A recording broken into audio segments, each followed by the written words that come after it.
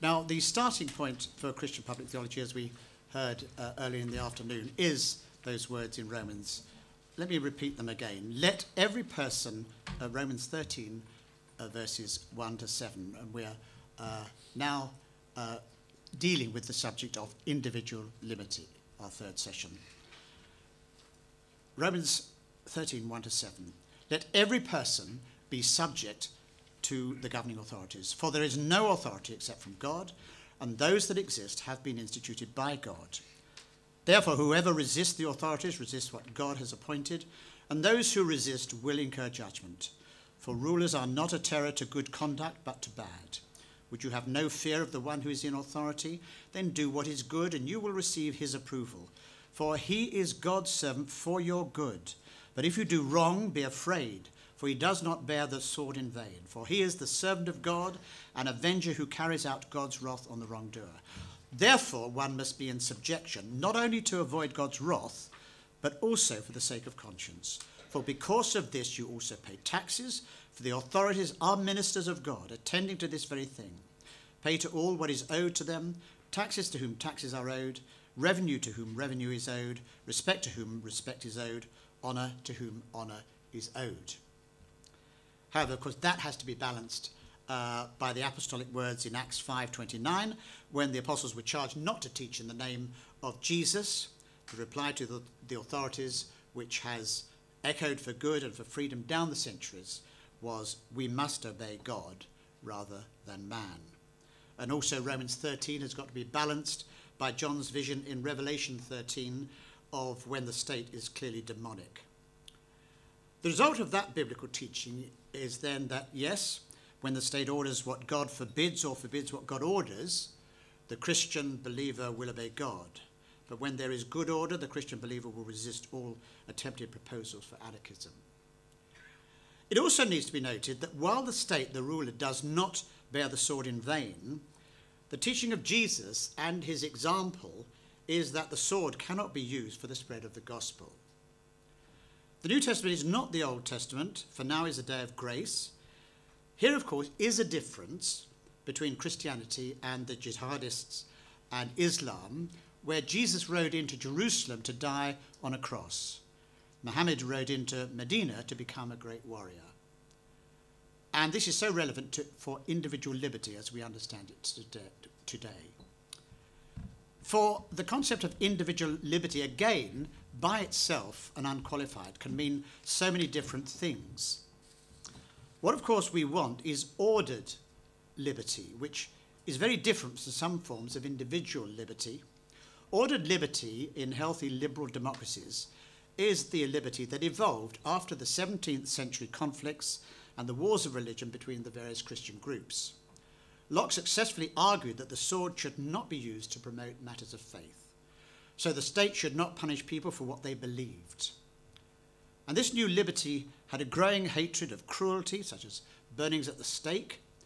So these were struggles by Christians, not for a liberty that was an amorphous freedom from notions of the good life and beliefs, but freedom for various shades of belief that were mostly Christian. By contrast, when 100 years later the godless French revolutionaries brought in as their idea of the good life the three values of liberty, equality and fraternity, the result was disastrous, and when godless, those values have been disastrous since the late 18th century.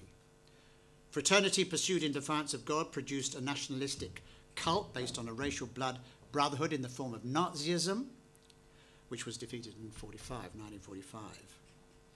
Equality, pursued in defiance of God, produced an utterly ruthless Marxist mission for the proletariat in the form of Stalinism, which was finally defeated in 1989. And liberty, pursued in defiance of God, is with us today in the form of selfish libertarianism, uncontrolled behaviour, and creeping totalitarianism.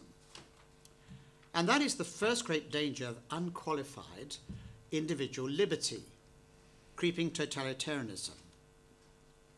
Now, the trouble with what I've argued about Wolfenden and Hart championing John Stuart Mill and his notion of liberty is that Mill wrote much more than his On Liberty, which, as we have seen, has led to what Locke would call libertinism, and licentiousness, and subtly legislation for us now of a new immorality or sinful morality. In her seminal book on liberty and liberalism, Gertrude Himmelfarb points out that there were two mills. For this other mill elsewhere could write that government exists for all purposes whatever that are for man's good, and the highest and most important of these purposes is the improvement of man himself as a moral and intelligent being. That every man should be encouraged to use his own judgment, but that to encourage him to trust solely in his own judgment and receive or reject opinions according to his own views of the evidence was to make him a mere slave in the authority of the person next to him. That an essential ingredient of civilization was an education in discipline to inculcate in each person the habit of subordinating his personal impulses and aims to what were considered the ends of society. That civilized society also presupposed the existence of some fundamental principles which men agreed in holding sacred and which they placed above discussion. That morality depended upon the civilization of the social feelings and collective interest of mankind transcending the individual's selfish feelings and interests, and that this moral end could best be promoted by laws and social arrangements. Education and opinion that the sign of an advancing civilization was the fact that man was riveted more and more to his social state and removed more and more from a state of savage independence or miserable individuality. That the moral defect of Fourierism, now that was a utopianism in Mill's time, was its reliance on the spontaneous passions and on the notion that nobody is ever to be made to do anything but act just as they like. And having quoted Mill, Himmelfarb herself writes, "This is assuredly not the Mill of On Liberty, but it is a Mill who more truly deserves the title of liberal. For it is his liberality of mind and temper that can prevent us from being seduced and ultimately tyrannized by any one very simple principle, even so honorific a principle as liberty." So people in that Mill tradition, and following on from those debates in the 1950s and 60s, may have done untold damage, literally, to Western civilization by ignoring or being ignorant of the full picture. As Robert Hawkins writes, Mill was a proponent of two liberalisms, each committed to a quite different vision of liberty. First, there was the pluralist Mill, who believed that society and government could operate for the good of the individual. The Mill of On Liberty, however, rejects authority and coercion of any form in favour of absolute liberty. No other value is acknowledged, not tradition, nor community, nor even fraternity. It is this Mill that has had the greatest and most damaging effect on our politics. By rejecting authority, we assert that there is but one measure of what is true, the individual. With the ensuing decline of traditional order, however, the only way to fill the many and legitimate needs of those individuals cut loose from communities is through the impersonal, bureaucratic, monolithic state. Well, how is it possible for Mill to be so confusing? Well, how could the man who wrote what has just been quoted also write that key text for Hart's lectures that intellectually underpinned the sexual revolution in Britain beginning in the 1960s? The text again is, "The only purpose for which power can be rightfully exercised over any member of a civilized community against his will is to prevent harm to others. His own good, either physical or moral, is not a sufficient warrant. He cannot rightfully be compelled to do or forbear because it will be better for him to do so, because it will make him happier, because in the opinions of others to do so would be wise or even right." Well, one answer is that Mill was taken as a secular prophet by Hart's generation, and prophets, like Elijah in the Bible, are given to exaggeration. Elijah claimed he alone had remained faithful, you remember, to God, when in fact there were 7,000 others who had as well. Undoubtedly, Hawkins' analysis, as Himmelfarb puts it, is that government tends to become unlimited when liberty itself is thought to be unlimited. It is a consequence of what Lord Beveridge, the architect of the welfare state, so clearly saw. he saw that the state cannot meet so many human needs. So when it has to try, because of its inefficiency, it becomes too large, costly and illiberal. Lord Beveridge wrote, "The state is or can be master of money, but in a free society it is master of very little else. The making of a good society depends not on the state, but on the citizens acting individually or in free association with one another, acting on motives of various kinds, some selfish, others unselfish, some narrow and material, others inspired by love of man and love of God. The happiness or unhappiness of the society in which we live depends upon ourselves as citizens, not on the instrument of political power which we call the state." Nor is this analysis a matter of right or left, for liberalism, as expounded in On Liberty, has become a dominant philosophy among elites in Britain. Indeed, that is why individual liberty is one of the British values.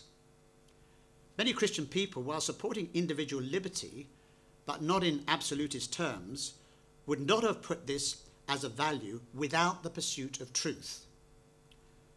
The fundamental Christian insight, Jesus' insight, is that it is the truth that makes you fully free. So because individual liberty is such a trump card, as Hawkins says, most of our politics is therefore devoted to expanding or protecting the rights of the individual in one way or another, with the left sympathetic to liberty in the moral realm, the right in economic affairs. But the sole emphasis on individual rights tend to obscure or even deny the value of the communities that actually give meaning to our lives. And the demand on the centralised state to perform those functions, previously handled through traditional arrangements, is inevitably greater than the state's ability to serve those needs. Now, if the Hart lectures led to the pursuit of individual liberty being the cause of creeping totalitarianism, another professor at Oxford also stirred the waters of liberty in what now can be seen as an unhelpful way by many. A year after the Wolfenden report, Sir Isaiah Berlin gave as his inaugural lecture a paper entitled Two Concepts of Liberty. In simple terms, Berlin argued that political philosophies of freedom for resulted in tyranny. It was therefore safest only to have philosophies of freedom from, that is, freedom from any ideas of the good life. This philosophy is now surely questionable. In the Cold War, it did motivate a fight for freedom from Soviet tyranny from 1958 to 1989.